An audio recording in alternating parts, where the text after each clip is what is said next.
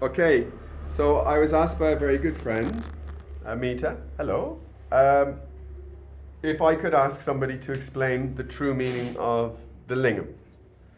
Now, the lingam in over here in India, it's kind of this object that contains the feminine and the masculine principles. But this is Guruvana, Shri Guruvana. He set up a foundation with Raja, but the names are probably unimportant, or maybe they are. No, they are important. Oops. So I will put you over now to Shri Guruvana, and he will explain to me the true meaning of the lingam as he understands it.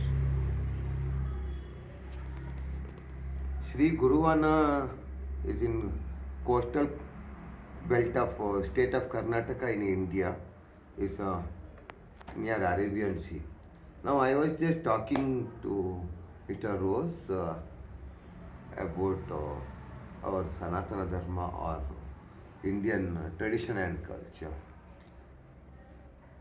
After the so many invasion like Muslim people or Muslim kings or no people who attacked India. After that, lot of changes happened here. Now, lot of no statue puja, statue rituals, lot of temples, lot of architectures. Actually, it all symbols. It go back to yantra, tantra, mantra. In if you see in the our Vedic books or Upanishad or any kind of shastra, there is not mentioned about any kind of God what we talking now or what we believe now. We are talking about universal energy, and we are talking about nature worship. In our Sanatana Dharma, Sanatana religion, lot of nature worship is involved. Like we worship monkey god, we worship snake god, we call Nagas, we worship trees, like big Ashwatha tree, people tree we call it. We worship dog, we worship rat, we worship rivers. Even we worship once in a year ocean. No, it's okay. So, in nature, in Veda also it mentioned 24 Guru, masters. Who is 24 masters? In Avadhuta Gita, like Bhagavad Gita, there is one Gita called Avadhuta Gita.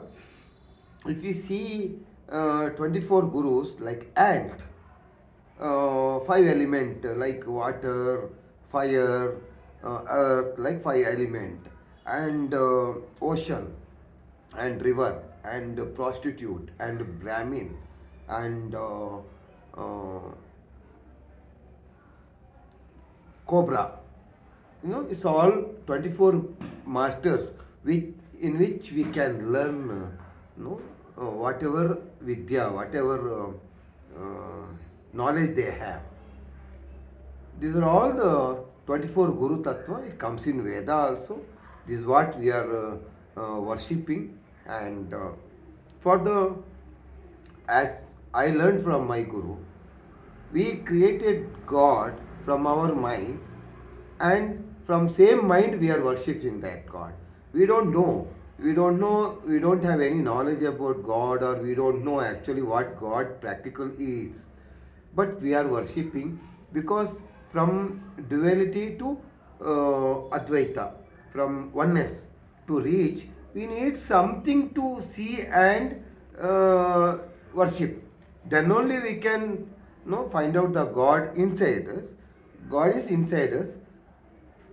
We are worshipping the statue to become the same, one with the God. So as I said in Veda, there are a lot of nature worship we used to talk. Even I was, when I was learning Vedas, we used to call in different name, but it's all scientifically or it all in spiritually, if you see, every energy is, from the universe, coming from different names, but it's all involved with yantra, tantra, mantra. Yantra is a machine, mantra is a sound, tantra is a technique. But if you see in a lock, you have to open the door. That lock is a yantra.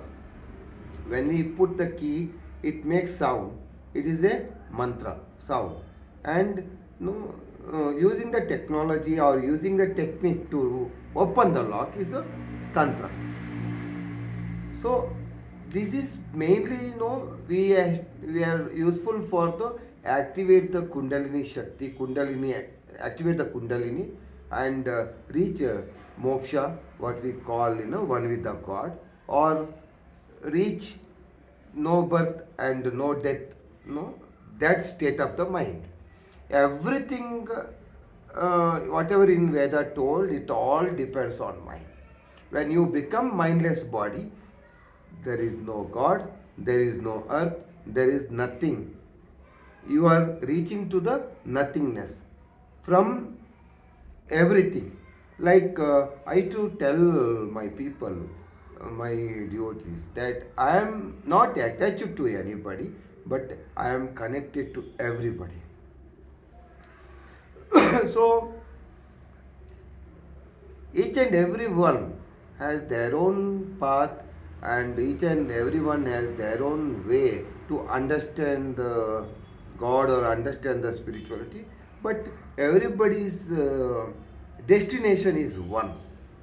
Maybe any religion in that case. Now I was talking about the change in Indian culture or tradition. After the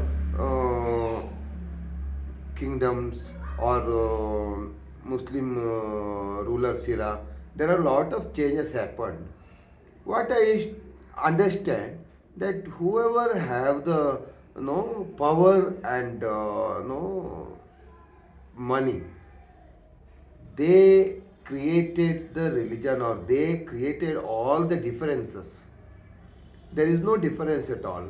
The whole world is like in Bhagavad Gita, Sri Krishna says, Vasudhaiva Kutumbam. Whole world is one. It's not no dual. Or in this geopolitics, there are a lot of changes are happening. Now also a lot of changes are happening. In future also a lot of changes are going to happen. But we worship, example, if I say Adi Shesha. Shesha means whatever is left after the end. Adi means the beginning.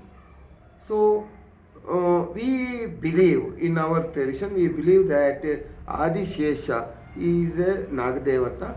Out of 9 Nagas, is Adi Shesha is one of the Naga. We believe in that. As I told you, in nature worship, there are a lot of changes are happening, and at the end, Shesha. Shesha means whatever is left after the what we call pralaya, or after the all the destroy, or after all the destruction, whatever is left. So if you are in spiritual way, if you are one with God, if you love whole humanity or whole creature of this universe, surely you will attain moksha, you will attain enlightenment, and you can activate the kundalini, and you can become mindless body. That is very important. Any question? Yeah. What is the lingam? How is that whole thing? Is this the lingam is a statue that represents everything? Is that right? So Meeta's question to me was, can you explain what the lingam represents? The truth behind the lingam. So is what you just said, does that encapsulate the lingam? See, first... Because the statue it's got a yoni and it's got a masculine and a feminine part. Is this right? I don't know. Exactly right. But it's all in a duality, not this thing. In duality, temple also is right, mosque also right, church also is right, everything is right. It's a worshiping place. But in our tradition, in duality, there is no we basic worship is plus and minus or feminine and Masculine. masculine energy, plus and minus. Whatever used in your computer like 010101, no other coding is there. Similarly, in this universe, plus and minus energy or feminine energy or masculine energy, the same thing we worship. When in temple, if you see in we call it pani pita, and in that whatever the place sanctum, we call it a garbha gudi. Garbha means where we take birth. That place called is a garbha, where we create a god there. God took birth from there. Where we get the birth, it's a yoni. No, same concept we create as a yantra. Then in mantra we give in mantra and tantra we give the energy to that statue, and lakhs of people go to the temple, worship, collectively worship the God who believe there, and surely they will get their wish, and they will get whatever they are asking for. And as I have seen, whole world, everybody is beggars here. Everybody is begging, going to temple and begging for something. But they don't beg that we need God or we need Guru. They beg for their material life. For spiritual life, nobody will ask anything. It's very, maybe 1% of population. They go and beg for the humanity. They go and beg for the to save this nature, or go and beg for the God. Everybody beg for the material life or money or property. But what we have seen in any religion, collectively, if we pray in one place, surely energy will generate. That is there because it's all in a mind. Everybody using mind and concentrating on one place, there surely one energy will create. The same concept we have in temples. And if you go back, even tribal people, they are the origin, maybe in India or maybe anywhere, and slowly it is developed, and we have come to know all this modern, using modern technology and all. Tribal people, we have to learn lot of things from them. If they now they are not maintaining all those things, traditions and all, but if you see origin, traditions and culture or lifestyle of tribal people, they know everything about the rituals or about the god, about the nature.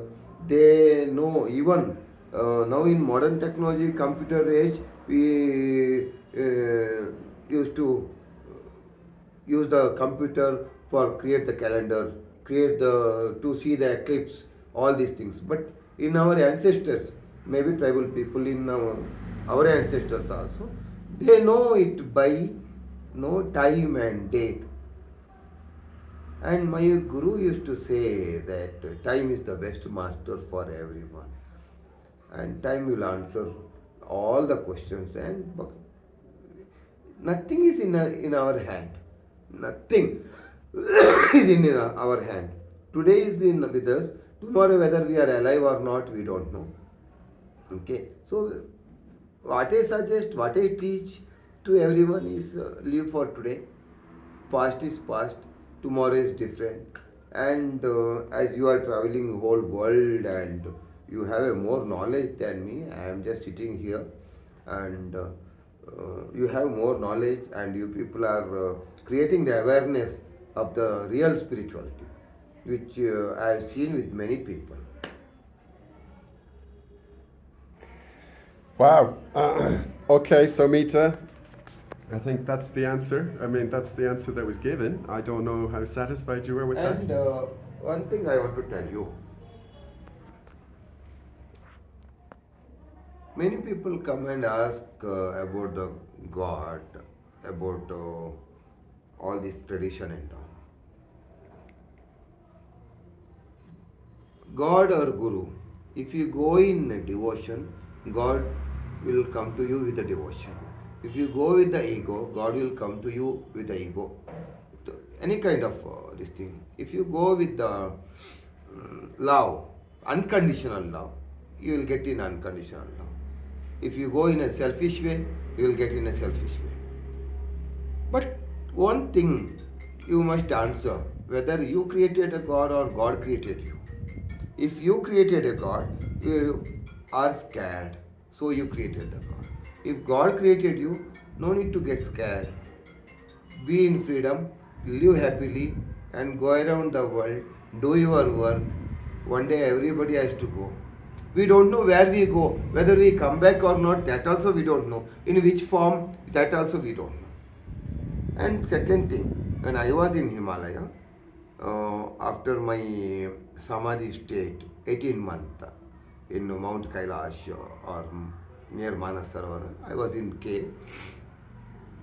After Samadhi, when I came out, it's 22 years back, I was able to see lakhs and lakhs of yogis. They are doing penance, no expectation. They are just doing Omkara, and for whom they are doing, for what they are doing, they don't have any desire, but still they are into penance. One yogi is around 2000 year old, another yogi is 3000 year old. Their age is no. There I learned about multiverse universe. Now I am here in India, and my name is like this. In past, whatever multiverse universe is there, I may be no prime minister of some country. I may be beggar in some other country. I may be no in future. I may be some yogi in some country. No, there are multiverse universe. It is there clearly mentioned in our Veda. Akilanda Koti Brahmanda Nayaki means Akilanda Koti means many universe are there. So this is not only one the universe. There are a lot of universe mentioned in Veda, and which my guru yogis in Himalaya taught me about this, and I have seen this. Even I was able to see 5000 years back. For 10 minutes he showed me the Mahabharata also. It happened. So why I am saying this is not only the one world. We don't know after leaving body where we go. We don't have the knowledge. Whichever knowledge we don't know or whichever we can't see, I think better stop thinking about that or better stop researching on that. Third thing, history is a very dangerous for everybody.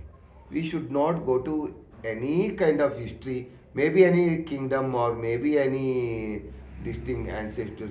History is the biggest problem. Maintaining the history or researching the history, it will create ego, learning more and more, learning to unlearning. As I used to say, I know that I don't know anything. That's over. There is no ego, nothing. I know that I don't know anything. If I don't know anything, it's over. If you do anything, there is a criticism.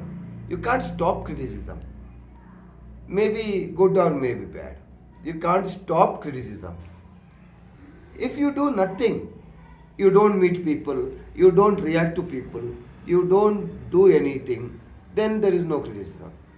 No, that is the state of mind what I am talking about. I know that I don't know anything. When I don't know anything, over. That is called Tattvamasi. Means nothing. From creation to nothingness, where we have to reach. Now we are able to see all this creation. If I am able to see this clock, I can say, yeah, clock is there, this is clock. I have the knowledge of that. I don't know about the knowledge of soul. I don't know about the knowledge of whether what will happen after birth or what will happen before birth or what is death, what is nothing, or is God. I don't know. When I don't know anything, better not doing research. and that is good.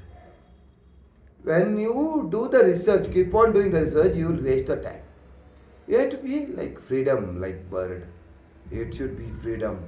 You should be fly like bird. You should be keep on dancing. You should be just unconditional love with the whole creature.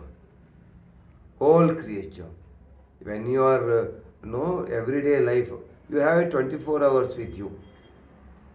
You have 24 hours with you. Maybe 8 hours or 60 hours you sleep.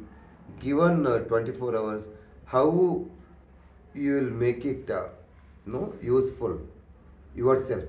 Spirituality is always selfish. You grow, you grow, you grow. When you grow, keep on grow. Where to grow? Don't know. No destination. What is the destination actually? So what I suggest to the world or to the people, I come to you without me. You come to me without you. I come to you without me. You come to me without you. Unconditional love. The pure love itself, everything. You will get everything in that. Other than that, nothing will happen. End of the day, all this religion created, and they want to save the religion and they are fighting for them. What to save? Who is there to save? Till what date or till what time? So many people came, so many people gone. So many ruler came, so many ruler gone. Nobody is permanent here. I think better we look at ourselves. We have given time to this society. We have given time to our family, our friends. We are not giving time to ourselves. I think better giving time to ourselves and make use of this. Whatever days left with us, be with nature, oneness with nature, and unconditional love. That's what message I wanted to give it to whole world.